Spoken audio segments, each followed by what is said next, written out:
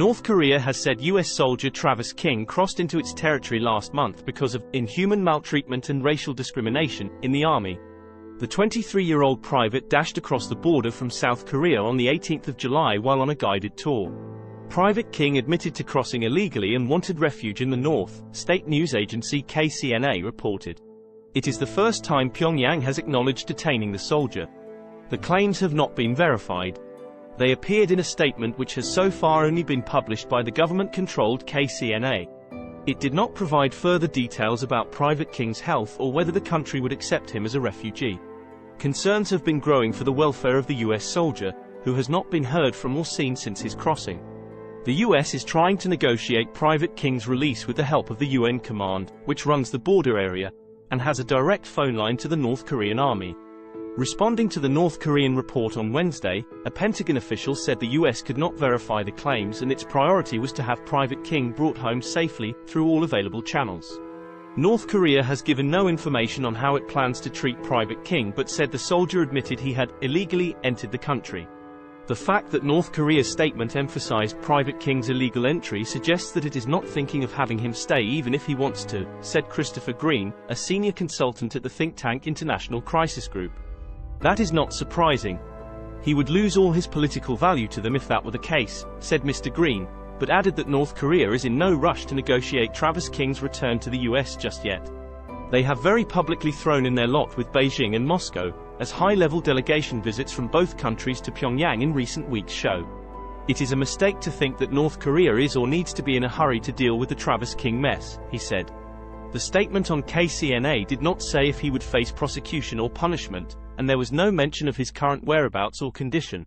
During the investigation, Travis King confessed that he had decided to come over to the DPRK, North Korea, as he harbored ill feeling against inhuman maltreatment and racial discrimination within the U.S. Army, KCNA reported.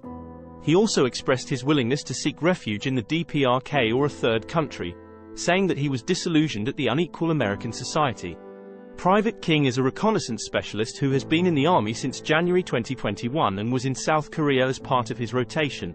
Before crossing the border, he served 2 months in detention in South Korea for assault charges and was released on the 10th of July. He was supposed to fly back to the US to face disciplinary proceedings but managed to leave the airport and join a tour of the Demilitarized Zone, DMZ, which separates North and South Korea.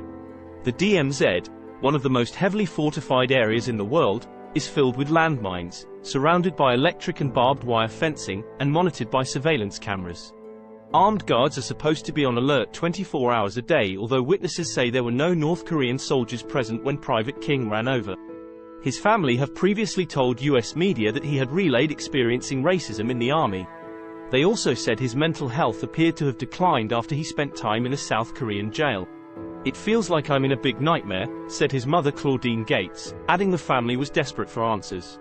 North Korea is one of the few countries still under nominally communist rule and has long been a highly secretive and isolated society. Its government, led by Kim Jong-un, also stands accused of systematic human rights abuse. Analysts say the detainment of Travis King has played into North Korea's anti-US messaging, at a time when relations between the two countries are their worst in years. Pyongyang will most likely have relished the opportunity to highlight racism and other shortcomings in American society, especially given the international criticism it receives for human rights abuses. The UN Security Council is due to hold a meeting on Thursday to discuss the human rights situation in North Korea for the first time since 2017. Ahead of its comments on Travis King, North Korean media had put out a statement on the UN meeting, which will be led by the US. Not content with fostering racial discrimination and gun-related crimes, the US has imposed unethical human rights standards on other countries, it read. What do you think North Korea has in store for King? Do you think he can start a happy life in a place like North Korea? Let us know in the comments below, and as always, don't forget to like and subscribe.